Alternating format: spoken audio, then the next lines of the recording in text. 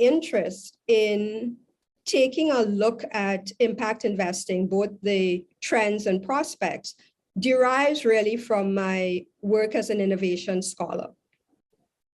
Because I'm deeply interested in how fields, as in fields of thought and fields of practice, get set up, and the kinds of navigation that those fields undertake almost to keep out, to establish legitimacy. And so there is a philosopher, I believe he was either German or Austrian, Thomas Kuhn, who speaks about that in the sense of the dance of paradigms. And so when I got into thinking about and looking at impact investing, I was fascinated with what I saw as an exercise and a dance in creating a field and establishing legitimacy for this field that defines itself as a branch of investing, a type of investing that is as concerned with financial rewards as it is with social impact, and also with measurement. So there are many sort of established definitions of what is impact investing. And certainly for the first few years of the impact investing story, as told by the pioneers, a lot of effort was put into establishing boundaries around that definition. And so there was a lot of effort and almost some anxiety about what is in impact and what is outside impact and so on. And I was fascinated that much of that conversation did not really go deeply into speaking about intent. So there was the definition, financial reward and social impact, but the intent behind that establishment of the field received a lot less attention. And why that is important is that fields that are actually quite insecure, they're nascent, they actually undergo a certain kind of behavior vis-a-vis the fields that they see as being more dominant and mainstream. And so certainly in 2017, 2016, there was a lot of anxiety around whether or not mainstream investors were now getting into impact. And what would that mean? And would they actually abide by the sort of the tenets that had been set up within impact investing? And yet again, not a lot of concern about intent. Because of course, if you're sitting well outside of impact investing, you're just a punter. What you're concerned about, as I am, is the mobilization of all forms of capital, including financial capital. And so therefore, all of this anxiety, all of this worry of the Bellagio group about whether or not people were coming into their tent was, quite frankly, wryly amusing. But I noted that it also went along with the kinds of exclusionary practices that go along with fields that are insecure and nascent. Kuhn speaks about this. My work in innovation takes up that kind of behavior with the dominant tendency in innovation, which is innovation systems. Because what often happens is that you have intellectual lock-in where there's very little openness to discuss, to debate, to ponder, to wander, to test assumptions, because there's lock-in. If you're fighting against mainstream, you're fighting against other strands of thinking about investment, you are trying to establish your territory. So that is why I am interested and continue to be interested in the field of impact investing, in the way that I am, and the way that my analysis of this field has always had the trademark of an innovation scholar who asks those kinds of questions. And so the short essay, the short provocative piece that hopefully we will be discussing in a lot of detail takes up from that and goes a bit further. The second reason that I'm very interested in impact investing is, of course, impact investing as defined by the pioneers is terribly useful. We are in a place in the world where we need to solve misallocation challenges, and we need to mobilize all forms of finance, all forms of capital rather, including financial capital. And so the efforts to come up with an investment strategy that is concerned about financial rewards and social impact is very welcome. It's valuable. And I spend a lot of time trying to introduce this, the notion of impact investing, into parts of the world where there's very little concern about whether or not impact investing is the same as SRI, or what's the arcane difference between sustainable investing and ESG, but they are concerned about getting access to financial capital to do good things with. So impact investing is useful. The approaches that impact investing as a field have taken to date is what I have some thoughts about and what the article contains. So now I want to move to some data. There are 3 data points that I want to share with you before we get into the conversation. The first is, and we can share this with everyone who's on the call as well after, most of you will know and have some sense of the terrible state that we are in with respect to global wealth distribution, whether it is the fact that 1.1% of the population has 45.8% of global wealth, whether it's the Oxfam data on 5 individuals having as much wealth as 6.9 billion people, whatever is the data point that we use to establish this, I think it is common cause that the situation with inequality is out of control. And then there's a second data point that I would like to share with you as well.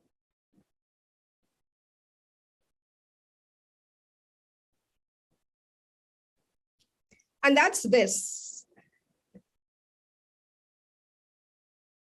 which sort of gets to the issue around the anxiety that I talked about. So on this slide, or on this graph, what you have is a big number of the assets represented by the folks who have signed up to PRI, Principles for Responsible Investment.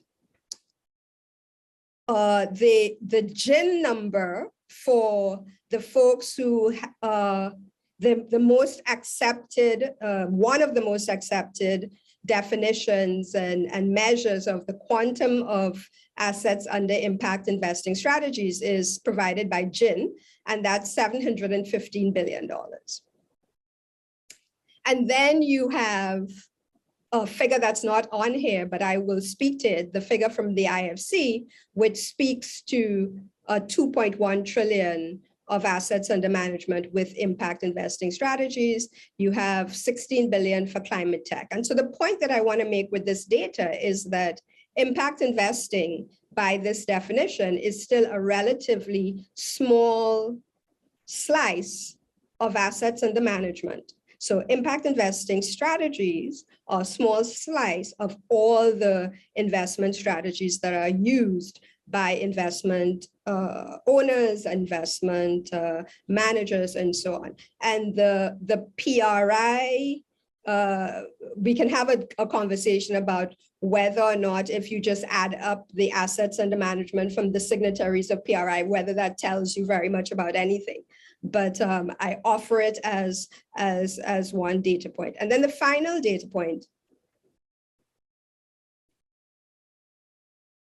and this comes out of some folks in Zurich, the University of Zurich, who I think do very good work in trying to think through the motivations of investors who are using impact investing strategies.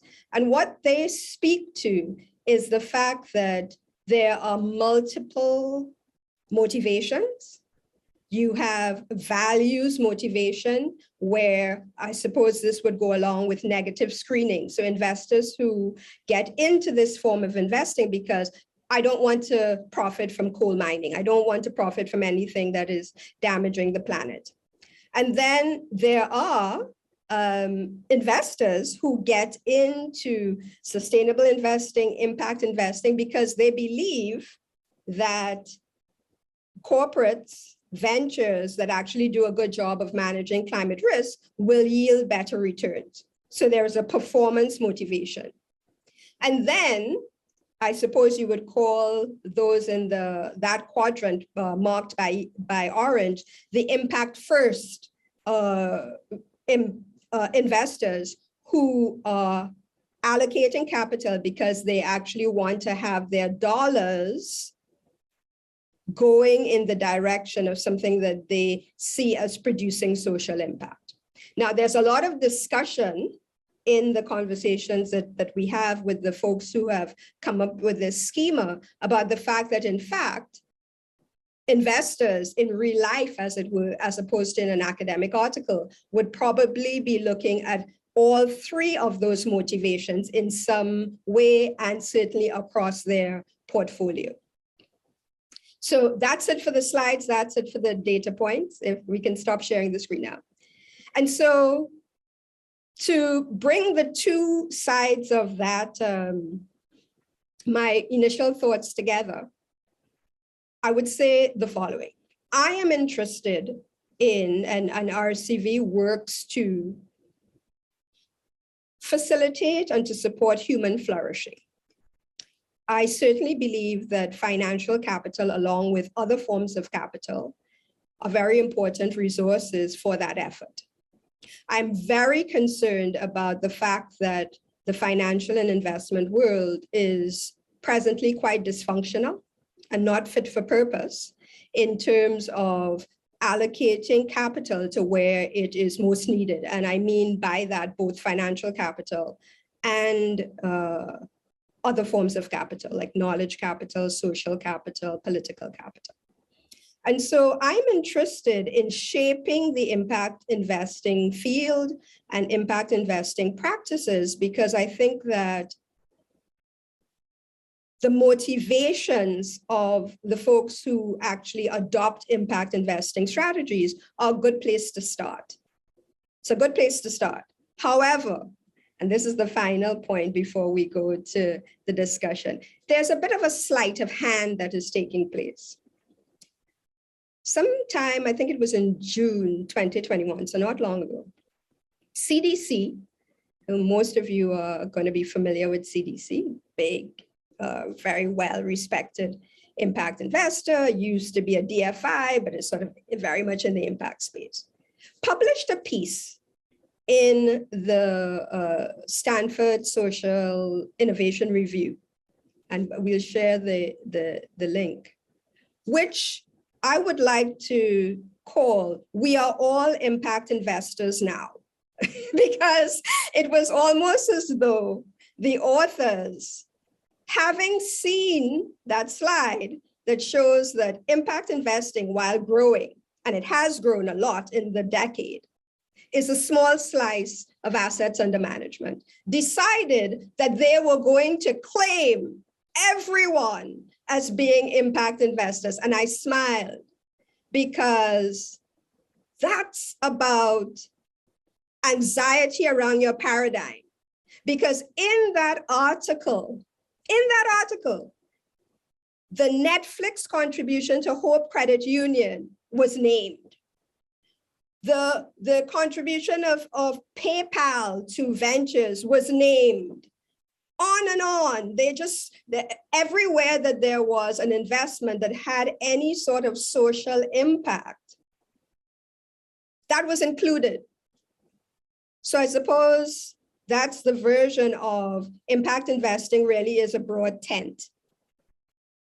But that is disingenuous, because at the same time, there are all these efforts to come up with standards and to proclaim at least once a year about the number of people who have signed on to the IFC standards and so on. And so on the one hand, you have a field that is attempting to establish its own legitimacy by excluding others and sort of defining for itself particular ways of doing investment. And on the other, when there is a sense that the ESG flood of capital is off the chain, you basically have your main proponents include everyone in the tent. And then the final point that I make very strongly in the essay is that impact investing could have, of course, established itself in another way. It's called the COVID-19 pandemic, because a field that speaks about mobilizing financial capital for financial reward and social impact could have come into its own. There was everything going. There was everything to be won. People could have stood up and really engaged with a public health crisis that is still ongoing. 5 million folks who have lost their lives, a vaccine distribution rates that are completely inequitable, but it didn't. And so that is what led me in August to write this piece about impact investing being caught out.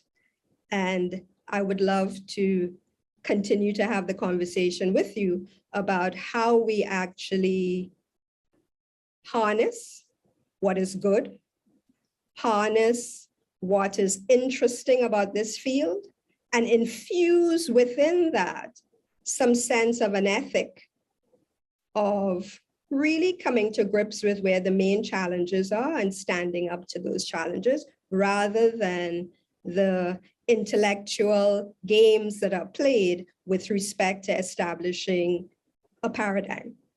Thanks, Laurie.